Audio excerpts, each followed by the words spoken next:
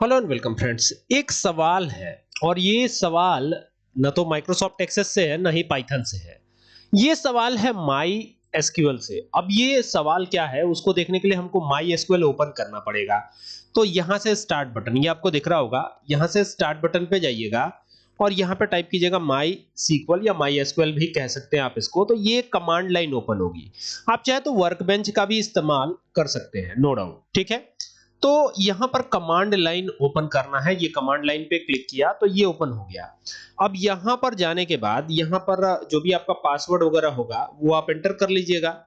Password enter करते ही आप logged in हो जाएंगे, मतलब MySQL के अंदर आ गए। अब इसमें कौन कौन से डेटाबेसेस बने हुए हैं इसको देखने की जरूरत है। तो कैसे देख पाएंगे कि कौन कौन से डेटाबेसेस बने हुए हैं, है ना। तो इसको देखने के लिए ना पहला काम तो आपको करना पड़ेगा, एक कमांड चलाना पड़ेगा, शो डाटाबेसेस, ठीक है। तो ये कमांड हम चलाएंगे और यहां टर्मिनेशन देंगे और टर्मिनेशन देके एंटर करेंगे तो बहुत सारे डाटाबेसेस जो कि बने हुए हैं वो आपको दिखाई पड़ जाएंगे। तो एक तो क्वेश्चन यही बनता है कि MySQL में सारे डाटाबेसेस को देखने के लिए कौन सा कमांड टाइप करना होता है। तो शो डाटाबेसेस कमांड टाइप करना होता है, ठीक है। अब मान लीजिए कि कोई एक टेबल को हम उठा लेते हैं, जैसे मान लीजिए हमने स्टूडेंट ही उठा लिया। तो स्टूडेंट, अब ये टेबल नहीं है बल्कि डाटाबेस है, आप इसको डाटाबेस ही बोलेंगे। सैलरी डी है, तो बहुत सारे डाटाबेसेस हैं। तो किसी एक डाटाबेस को हमको यूज करना है, देखना है कि इस डाटाबेस के अंदर है क्या। तो जैसे मान लीजिए ये सैलरी डी है, तो अगर इसी को ले लेते हैं तो सैलरी डी के अंदर क्या क्या चीजें हैं इसको देखने के लिए आपको क्या करना पड़ेगा, एक कमांड चलाना पड़ेगा। कौन सा कमांड चलाना पड़ेगा? यूज लिखना पड़ेगा, ठीक है। ये एक कीवर्ड है, इसी को आप लिख लीजिएगा और यहां पर ना उस डाटाबेस का नाम दीजिएगा। जैसे सैलरी डी है तो जो लिखा हुआ है बिल्कुल वही दीजिएगा और दे करके यहां से एक टर्मिनेशन दीजिएगा। टर्मिनेशन समझते हैं ना, ये सेमीकोलन, और ये सेमीकोलन आपको लगा देना है, देख लीजिए इस तरीके से, ठीक है। और आप जैसे एंटर करेंगे तो यहां लिखा हुआ आ जाएगा database changed. What is the meaning of this, कि इसका मतलब ये हुआ कि डाटाबेस आपका चेंज हो गया। और चेंज होने के बाद आप क्या करते हैं, अब आप डेटाबेसेस में जो ये डाटाबेस है इसके अंदर टेबल्स की संख्या देख सकते हैं, कौन कौन से टेबल्स हैं। तो इसके लिए कमांड क्या होगा, इसके लिए कमांड होता है शो टेबल्स। क्या होता है? Show tables. इस डाटाबेस के अंदर कितने टेबल्स हैं वो देखा जा सकता है। तो यहाँ पे शो टेबल्स, अब देखिए इसमें एक हॉस्पिटल नाम का टेबल है, एक हॉस्पिटल टी है, एक हॉस्पिटल सैलरी टी है, ठीक है, देख सकते हैं ना।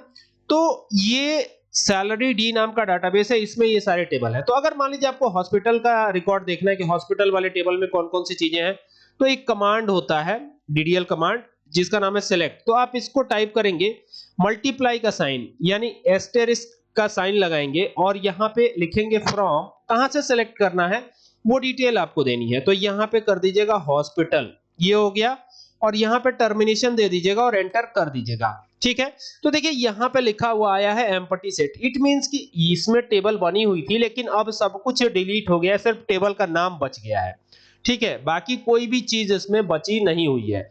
अगर मान लीजिए दूसरे को देखना है तो वही फिर सेलेक्ट कमांड चलाइएगा और मल्टीप्लाई का साइन लगाइएगा, मल्टीप्लाई इस तरीके से, और लिखिएगा फ्रॉम, कहां से सेलेक्ट करना है तो हॉस्पिटल टी।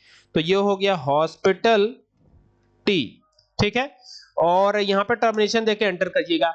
तो देखिए इसमें बहुत सारे रिकॉर्ड्स मौजूद हैं अभी भी, जो कि आपको साफ साफ दिख रहा है, जैसे संदीप। अब ये एक ही चीज 3 बार आ गया है, तो हम क्या इसको डिलीट कर सकते हैं? क्या इसको डिलीट कर सकते हैं? तो बिल्कुल कर सकते हैं, ठीक है।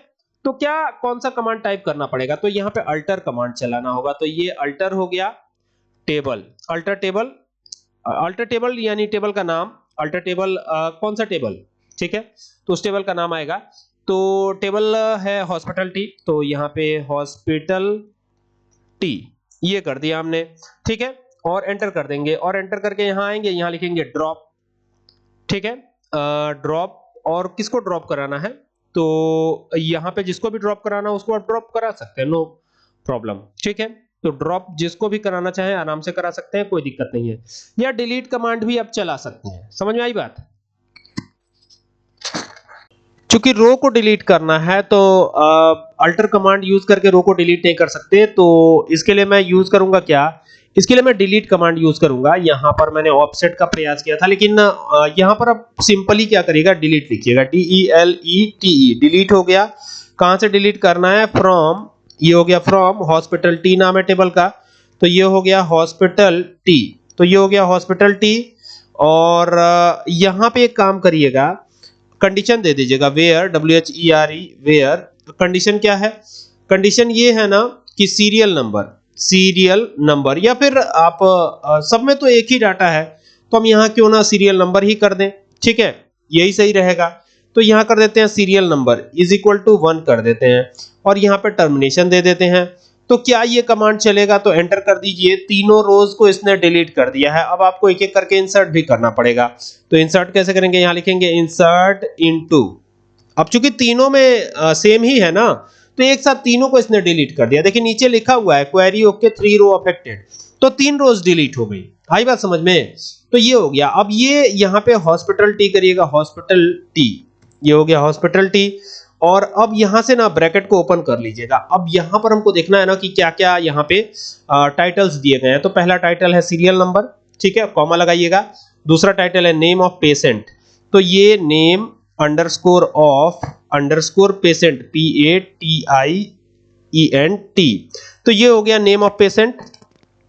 अब चूंकि टाइटल है तो इसको सिंगल इन्वर्टेड कॉमा या डबल इन्वर्टेड कॉमा में लिखना ही नहीं है। फिर ये एज हो गया, फिर कॉमा लगाइए, फिर यहां आएगा डिपार्टमेंट, तो ये हो गया डिपार्टमेंट, फिर कॉमा लगाइए, कॉमा लगा करके डेट ऑफ एडमिशन, तो जैसे लिखा है डेट वैसे लिखिएगा, डेट ऑफ एडीएम है तो यहां लिख दीजिएगा ADM, ये हो गया। और फिर कॉमा लगाइएगा, फिर चार्जेस, CHARGES, चार्जेस हो जाएगा।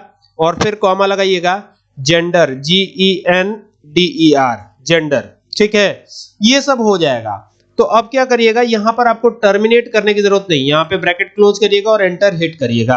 अब यहां पे आइएगा तो आपको वैल्यूज देनी है, यहां पर आप फिर इंसर्ट करा सकते हैं। तो यहां 1 कर दिया, कॉमा लगाइए, नेम ऑफ पेशेंट में संदीप लिखा था ना, चलिए संदीप ही लिखते हैं, लेकिन कुछ चीजें चेंज करेंगे, ठीक है, सिंगल डॉटेड कॉमा क्लोज किया, फिर कॉमा लगाया। एज पूछ रहा है तो एज इस बार 45 कर देते हैं, एज चेंज कर दिया, 65 उसमें था, हमने 45 कर दिया, ठीक है। फिर कॉमा लगाइएगा। यहाँ पे डिपार्टमेंट सर्जरी है, हम यहाँ कार्डियोलॉजी करते हैं, कार्डियोलॉजी, ठीक है, चेंज कर रहा हूं, देखिएगा सेम नहीं रख रहा है ना, तो ये कार्डियोलॉजी कर दिया। फिर कॉमा लगाएंगे। अब क्या चीज बची है, डिपार्टमेंट के बाद डेट ऑफ एडमिशन बचा हुआ है, ठीक है। तो डेट ऑफ एडमिशन में पहला देखो सिंगल यूनिटेड कॉमा में आएगा ये, तो यहाँ पे 1998 था, हम 1999 कर देते हैं, ये हो गया 1999, डैश दीजिए। ये जो है ना सेकंड वाला, ये ध्यान दीजिएगा, ये मंथ है और ये डेट है, तो यहाँ 24 कर देते हैं हम। तो ये हो गया काम, और यहाँ ब्रैकेट को क्लोज कर दीजिएगा। और एक चीज और है, चार्जेस बचा हुआ है, फिर 2 चीजें बची हुई हैं, तो वो भी तो लिखना है। तो चार्जेस मान लीजिए यहाँ 400 रुपए कर देते हैं, वहां 300 है, हमने 400 कर दिया। और यहाँ सिंगल इन्वर्टेड कॉमा में मेल था, चलिए इसमें मेल ही रख देते हैं, कोई दिक्कत नहीं है। और यहाँ टर्मिनेशन देना है। अब ध्यान से करिएगा, अगर गलत होगा तो ये पूरा गड़बड़ हो जाएगा। तो देखिए 1 रो अफेक्टेड हो गया है, और जब हम सेलेक्ट कमांड चलाएंगे, ये लिखा सेलेक्ट और एस्ट्रिक लगाइएगा, और यहाँ लिखिएगा फ्रॉम, क्या लिखना है आपको, हॉस्पिटल टी, ये हो गया।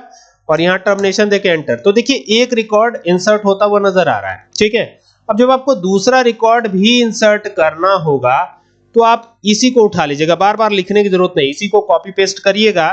और छोटा सा एक काम करिएगा, इसमें चेंजेस जो करने हैं वो तो करना ही है, पहले इसको हटा लीजिएगा, ये जो ग्रेटर देन लेस देन का जो साइन है इसको आपको हटाना है, ठीक है। और यहां पे आना है, ये आ गए, यहां पे 1 को 2 कीजिएगा, और संदीप नाम जो है इसको चेंज करेंगे, सुमित कर लेते हैं यहाँ पे, सुमित, ठीक है।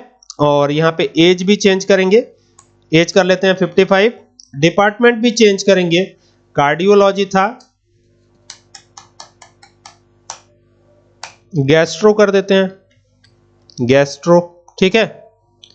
बाकी सारी चीजें सेम रखते हैं, और अब एंटर कर देते हैं।